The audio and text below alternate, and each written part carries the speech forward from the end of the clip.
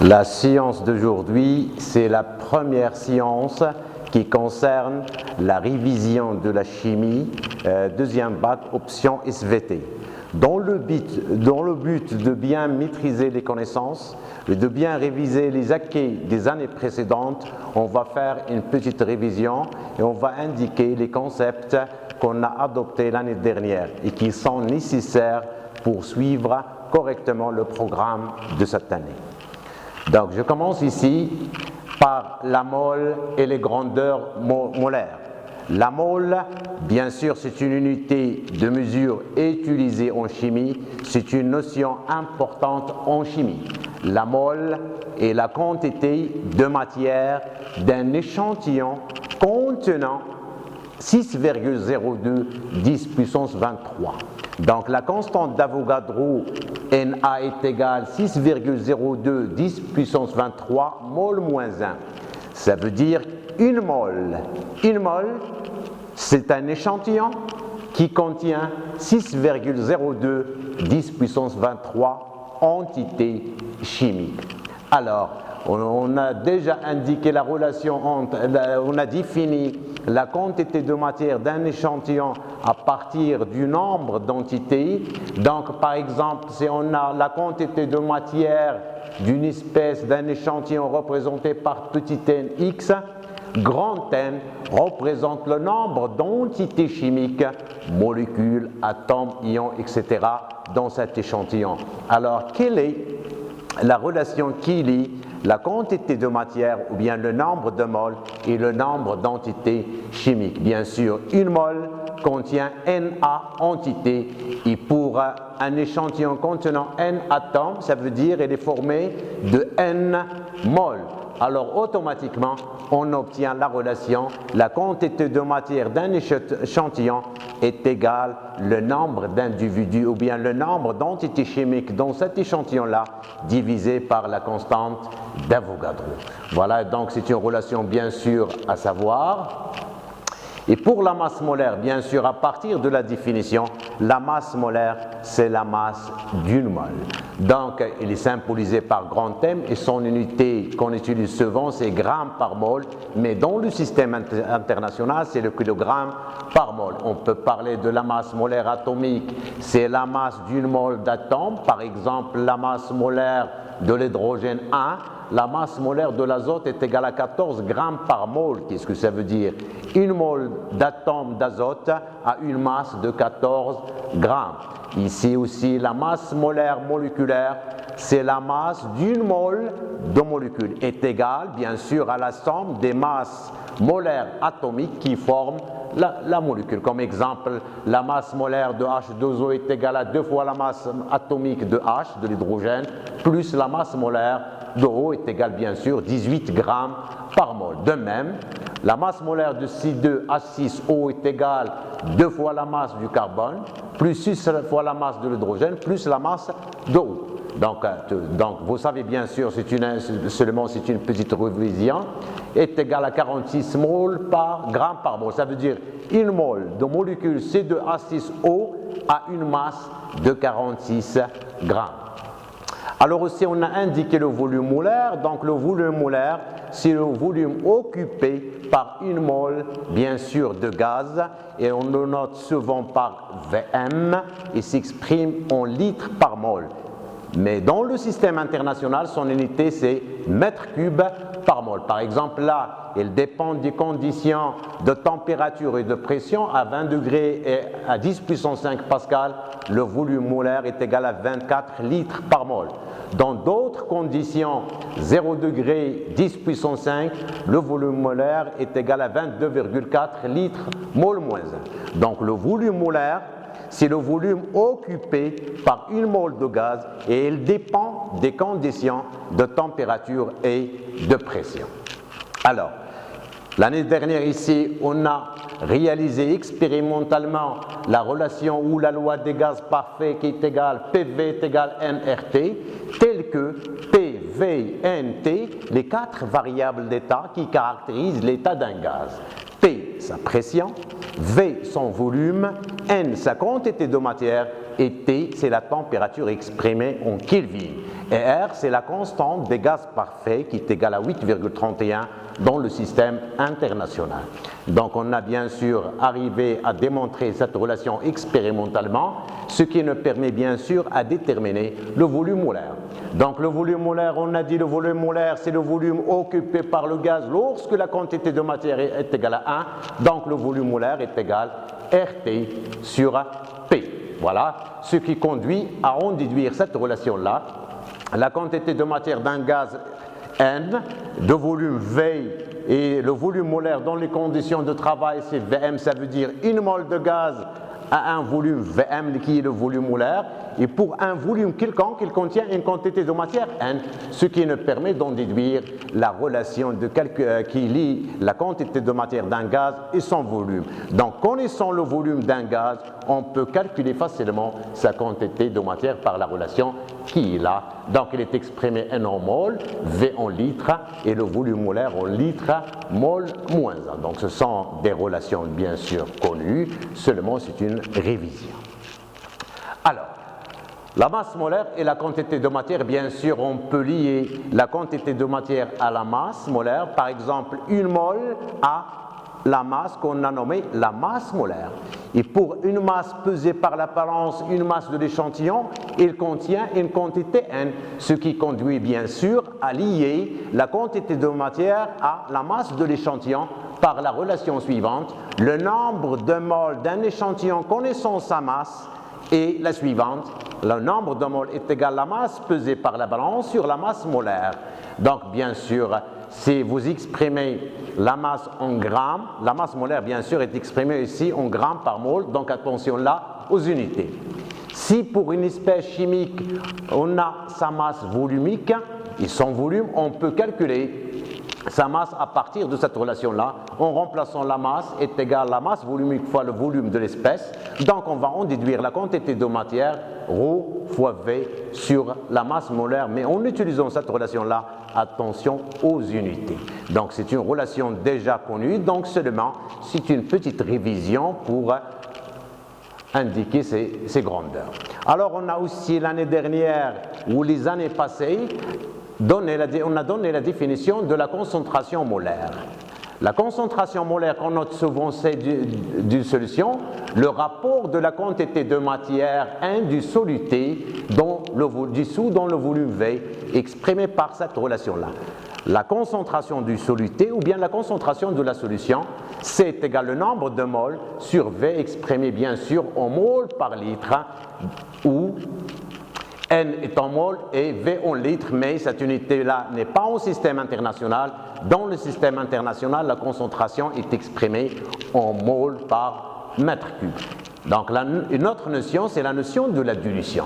Qu'est-ce que ça veut dire la dilution? La dilution, c'est ajouter de l'eau distillée à une solution pour faire diminuer sa concentration. Supposons que nous avons une solution mère ici de quantité de matière Ni. Donc la quantité de matière dans la solution mère est égale à CI.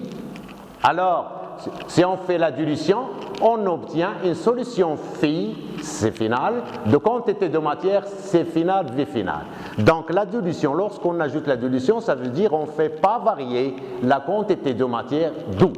Donc la dilution, la quantité de matière du soluté est toujours bien sûr la même. Donc la quantité de matière initiale est égale à la quantité de matière finale, d'où on obtient. Bien sûr, n'oubliez pas que le volume final est égal au volume initial, celui de la solution mère, plus le volume d'eau ajouté, ce qui conduit à la relation de dilution CI-VI est égal C final, V final. Donc c'est la relation de dilution et à partir de cette relation-là, on peut déterminer aussi un facteur qui est très important, c'est le facteur de dilution défini par R est égal au rapport CI sur C final et qui est appelé le facteur de dilution. C'est très important parce qu'on doit l'utiliser lorsqu'on va préparer des solutions à traiter par exemple. Voilà. Et pour la concentration d'une espèce, par exemple, je prépare dans une fiole, j'ai un volume V est égal à 100 ml d'une solution aqueuse de quantité de matière N est égal à 4 10 puissance moins 3 du chlorure de cuivre CuCl2. Alors là, quelle est la concentration molaire du soluté apporté? Donc la concentration de soluté, C est égal 1 sur V. Donc nous avons la quantité de matière et le volume, on obtient C est égal à 4, 10 puissance moins 2 mol par litre. Voilà. C'est la concentration de soluté à partir de la quantité de matière et le volume. Ici, nous voulons déterminer maintenant la concentration des ions effectifs des ions qui sont présents dans la solution. Alors l'équation de dissolution de CuCl donne CE2 plus de Cl-. Et comme vous voyez à partir du tableau d'avancement, la dissolution ici est totale. Alors le nombre de moles de CE2 plus est égal à n, par contre le nombre de moles de Cl- est égal à 2n. Alors là, lorsqu'on a fait la dissolution de CuCl2 dans l'eau, les ions CE2 plus et Cl- se trouvent vraiment dans la solution. Donc on parle ici de la concentration effective. Alors la concentration effective qu'on va noter d'une autre manière avec les crochets. Donc la concentration effective de CE2 plus est égale à la quantité de matière sur V est égale à la quantité de matière du soluté à partir du tableau d'avancement est égale à C. Par contre, la concentration effective de Cl- est égale à 2n sur V est égale à 2C, tel que C c'est la concentration du soluté. Ce qui est important là, il faut faire la différence entre la concentration du soluté qu'on note par C et la concentration des espèces qui se trouvent vraiment dans la solution qu'on appelle concentration effective et qu'on note par les deux crochets. Voilà. Alors en résumé, la concentration du soluté est égale au nombre de moles sur le volume de la solution en moles par litre et par la concentration effective d'une espèce est égale à la quantité de matière de cette espèce-là qui est présente dans la solution divisé par le volume. La même définition mais d'une notation différente. Il faut bien différencier entre la concentration du soluté et la concentration effective qu'on note par les crochets. Et ici, comme seulement un petit rappel, la concentration massique c'est la masse sur le volume, la concentration molaire c'est la quantité de matière sur V et on en déduit que la concentration massique est égale à la concentration molaire fois la masse molaire. Donc aussi, notre objectif c'est la mesure en physique. On peut utiliser aussi la conductivité d'une solution ionique pour déterminer la quantité de matière ou bien la concentration. Donc on parle de la conductivité d'une solution, et bien sûr ionique, est égale à la conductivité est égale à la somme des lambda IXI, tel que lambda c'est la conductivité ionique molaire et X, la concentration X1, X2 c'est la concentration effective. Donc seulement pour simplifier là, la conductivité en Siemens par mètre, la conductivité molaire ionique en Siemens mètre carré mol moins 1 et attention là, la concentration effective il est exprimée en mol par mètre cube. Comme exemple simple, par exemple une solution qui contient seulement 2 ions, M- et X-. Donc, et en même concentration bien sûr, alors la conductivité de cette solution là est égale à lambda de M- ou bien M+, plus lambda de X- fois C. Donc c'est la conductivité molaire ionique des ions et attention lorsque vous utilisez cette relation-là, attention aux unités. Donc c'est une méthode physique bien sûr qui nous permet de déterminer la concentration d'une espèce dans une solution ionique.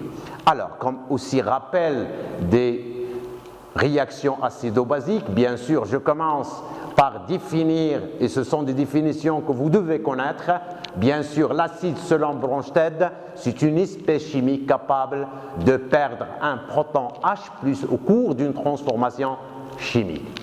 Et pour une base selon Bronsted, c'est une espèce chimique bien sûr capable de capter un proton H+ au cours d'une transformation chimique, ce qui amène à déterminer ou bien à définir le couple acido-basique.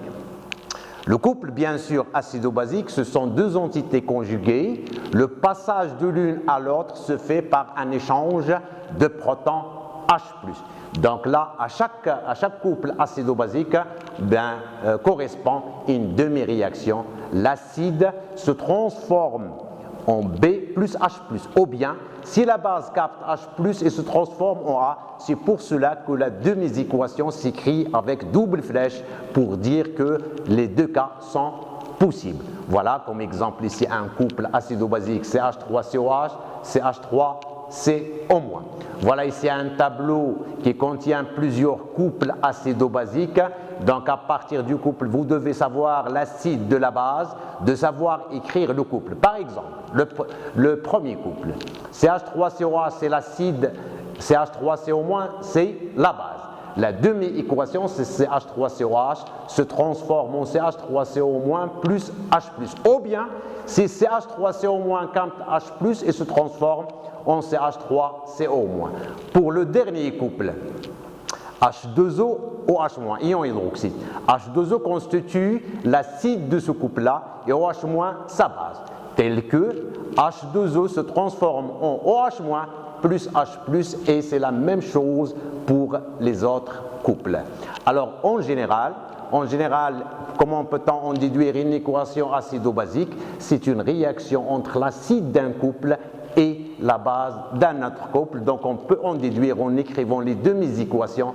A1A se transforme en la base conjuguée A1- plus H+, et la base A-2 capte le proton perdu par le premier acide pour se transformer en acide conjugué A2H, et comme ça, en faisant la somme, on obtient l'équation acido-basique relative. Donc l'acide du premier couple réagit avec la base du deuxième couple pour donner les espèces conjuguées. Voilà, c'est comme ça qu'on en déduit les réactions acido-basiques. Et bien, vous êtes censé à bien maîtriser, à bien comprendre ces réactions-là. Alors, comme exemple, là, comme application, la base NH3 réagit avec l'acide éthanoïque CH3COH.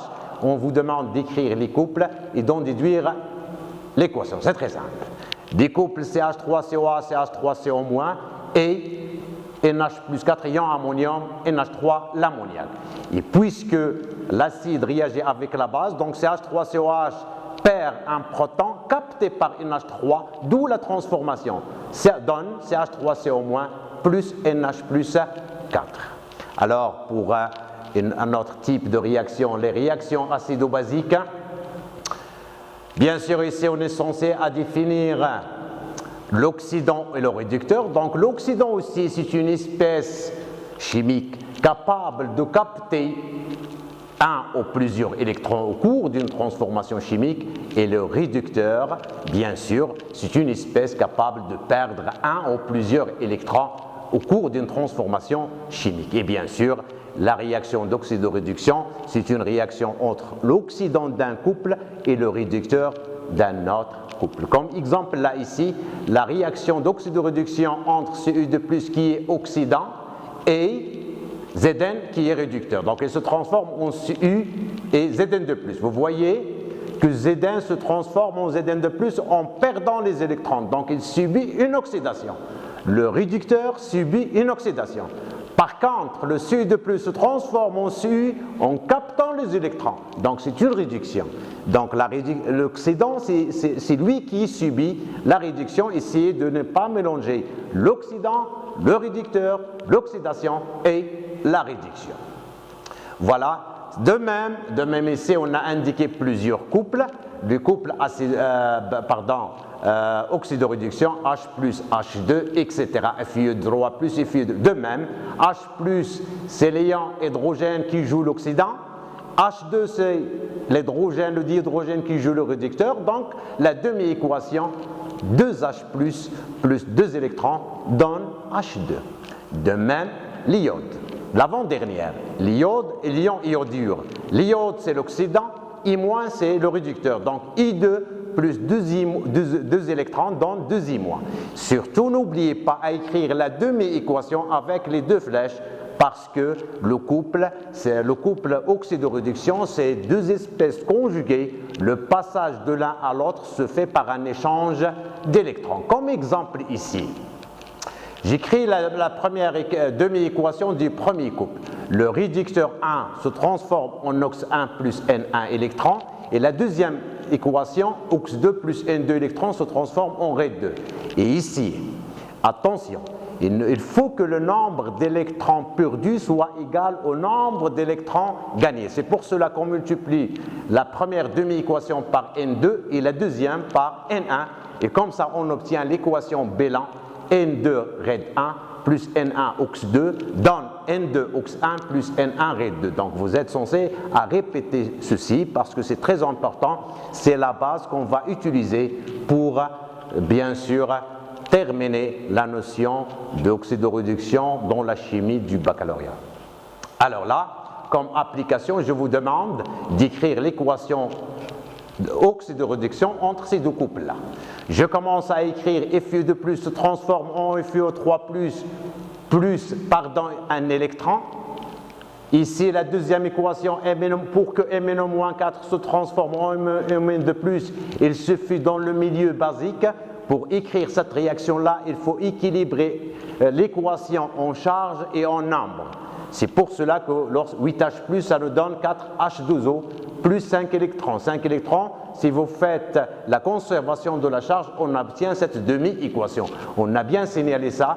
Donc pour la première équation, c'est FiE2+ se transforme en FiO3+ plus un seul électron. D'où on multiplie la première par 5 et par la deuxième par 1 pour que le nombre d'électrons perdus est égal au nombre d'électrons gagnés, d'où on obtient l'équation globale. Donc ce qui est important là, c'est de savoir la méthode à suivre pour, bien sûr, en déduire l'équation globale à partir des couples oxydoréduction et à partir des demi-équations. Donc l'équation globale Mno-4 plus 5FiO2+, plus 8H+, donne Mn2+, plus 5FiO2+, plus 4H2O. Donc ici, pour appliquer les acquis là, on va étudier un système chimique. On plonge une lame de zinc de masse M2 g dans une solution d'acide chlorhydrique H+, Cl- qui est en excès. On vous demande d'écrire les demi-équations redox, de dresser un tableau d'avancement et de calculer l'avancement maximal, de calculer le volume d'hydrogène à la fin de la réaction et de calculer la masse du chlorure de zinc formé à la fin de la réaction. Voilà les données, le volume molaire 25 litres mol dans les conditions de l'expérience, etc. Seulement pour avoir une habitude à étudier un système. Voilà.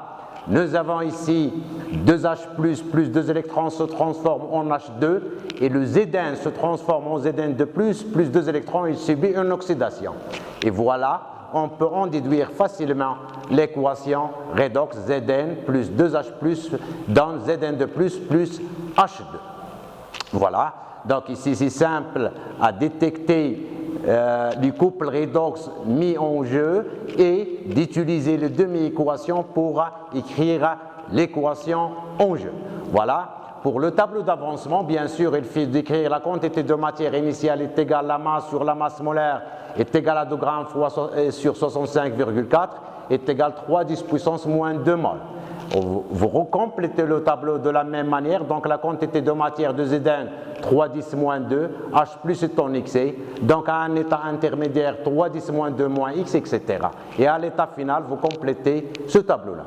Donc à l'état final, puisque H+ est en excès, Zn est un réactif limitant, donc 3 10 moins 2 moins X max est égal à 0, ce qui donne X max est égal à 3 10 moins 2. Donc c'est simple à remplir un tableau d'avancement et de comprendre la signification de chaque terme dans ce tableau-là.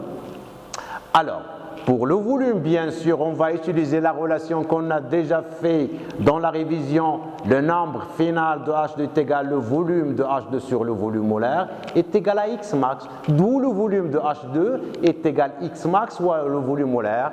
X max c'est 3 10 moins 2 fois 25, ce qui nous donne 0,775.